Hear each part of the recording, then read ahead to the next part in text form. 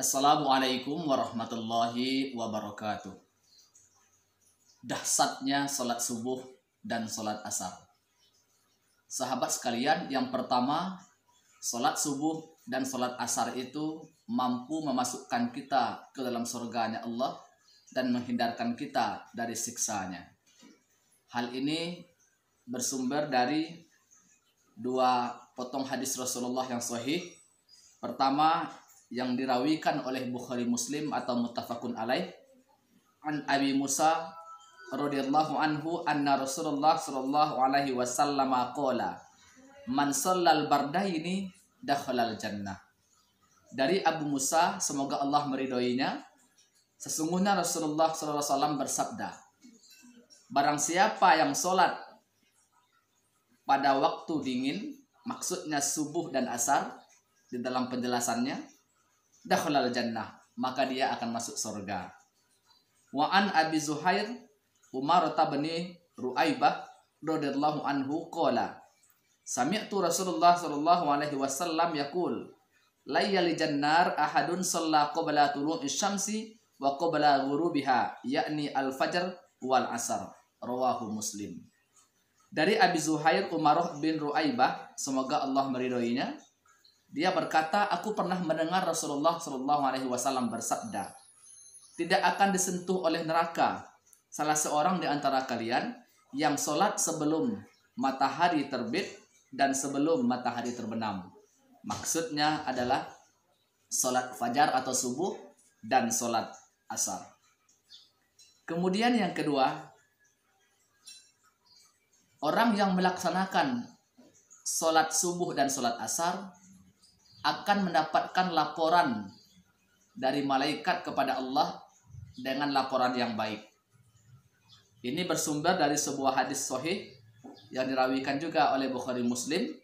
Wa an Abi Hurairah radhiyallahu anhu qala qala Rasulullah sallallahu alaihi wasallam yata'aqabuna fikum malaikatun bil lail wa malaikatun bin nahar wa yajtami'una fi salatis subhi wa salatil asri summa ya'rujul ladzina batu fikum fayas'aluhumullah wa huwa a'lamu bihim kaifa taraktum ibadi fayaqulun taraknahum wa hum yusallun wa atainahum wa hum yusallun, muttafaqun alaih. Dari Abi Hurairah, ia bertutur bahwa Rasulullah bersabda, malaikat penjaga malam dan malaikat penjaga siang itu datang silih berganti kepada kalian. Mereka berkumpul pada waktu subuh dan pada waktu asar. Para malaikat penjaga malam bersama-sama naik, lalu Allah yang lebih mengetahui bertanya kepada mereka, bagaimana tadi kalian tinggalkan hambaku? Malaikat tadi menjawab, kami tinggalkan mereka dalam keadaan sholat dan kami datang kepada mereka pun dalam keadaan sholat. Hadis ini dirawikan oleh Bukhari Muslim atau muttafaqun alaih. Kemudian yang ketiga, orang yang meninggalkan sholat asar itu amal-amalnya sia-sia. Ini berdasarkan hadis yang dirawikan oleh Bukhari. Wa an Buraidah radhiyallahu anhu qala Rasulullah sallallahu alaihi wasallam man taraka sholatal asri faqad habita amalu.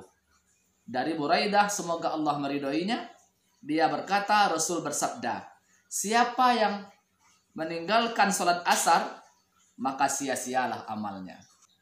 Kemudian yang terakhir atau yang keempat, kita nanti akan melihat Allah Subhanahu wa taala seperti halnya kita melihat rembulan pada di dunia ini. Begitu Rasulullah mengumpamakan kepada para sahabat. Dalilnya adalah hadis yang dirawikan oleh Bukhari Muslim muttafaqun alaih. Wa an Jarir bin Abdullah Al-Bajalli radhiyallahu anhu qala kunna indan nabiyyi sallallahu alaihi wasallam fanadhara ilal qamar lailatal badr faqala innakum satarawna rabbakum kama tarawna hadzal qamar la tudamuna fi ru'yatihi fa in istata'tum alla tughlabu ala salati qabla tulu'i syamsi wa qabla ghurubiha faf'alu, muttafaqun alaih. Dari Jabir bin Abdullah Al-Bajali, semoga Allah meridhoinya, ia berkata, kami sedang berada di dekat Nabi SAW pada malam purnama. Setelah memandang rembulan, beliau bersabda, sesungguhnya kalian akan dapat melihat Tuhan kalian sebagaimana kalian melihat rembulan ini. Kalian tidak akan merasa silau melihatnya.